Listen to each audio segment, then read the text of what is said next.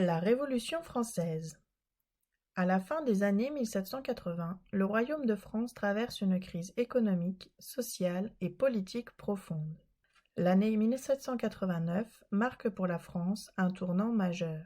Pour tenter de résoudre la crise, le roi convoque les États généraux le 5 mai, à Versailles. Pour préparer cette assemblée, dans toute la France, des cahiers de doléances sont écrits. Le peuple demande plus d'égalité et la fin des privilèges. Le 20 juin, les élus du tiers-État et quelques membres du clergé se réunissent à la salle du Jeu de Paume pour prêter le serment de ne jamais se séparer et d'écrire une constitution pour la France. Le 14 juillet, le peuple de Paris s'empare de la Bastille. Le roi est obligé de céder. Il reconnaît l'Assemblée nationale et la monarchie absolue disparaît.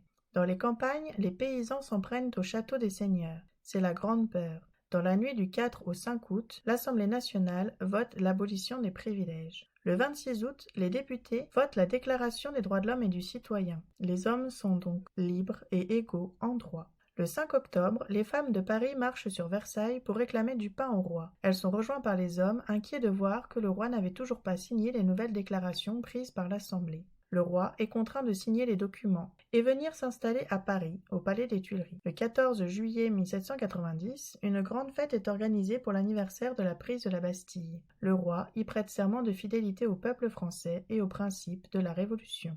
Dans la nuit du 20 au 21 juin 1791, le roi et sa famille quittent Paris, mais cette fuite est stoppée à Varennes. La fuite du roi provoque une rupture dans la Révolution. Des manifestations ont lieu à Paris, le peuple exige la destitution du roi, mais des manifestations sont réprimées par la force, comme au Champ de Mars. En avril 1792, la France déclare la guerre à l'Autriche.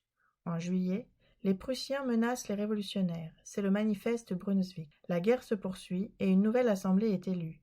Elle est appelée la Convention. Danton et Robespierre prennent de plus en plus de pouvoir au sein de cette assemblée. Après avoir été jugé coupable de trahison, le roi est guillotiné en janvier 1793. Les divisions entre les révolutionnaires s'accentuent et la terreur s'installe. Entre 1793 et 1794, des dizaines de milliers de personnes sont guillotinées, accusées d'être des contre-révolutionnaires. Après avoir mené les armées françaises à la victoire face aux ennemis européens, certains révolutionnaires appellent à la fin de la terreur, comme Danton. Ils sont pourchassés et eux-mêmes guillotinés. La terreur ne prend fin que lorsque Robespierre est lui-même guillotiné. Un nouveau régime se met alors en place en 1795. Il se nomme le Directoire. En 4 ans d'existence, l'apparente stabilité du Directoire ne résiste pas aux divisions politiques. C'est dans ce contexte qu'un homme parvient à se hisser au sommet du pouvoir. Il s'agit de Napoléon Bonaparte.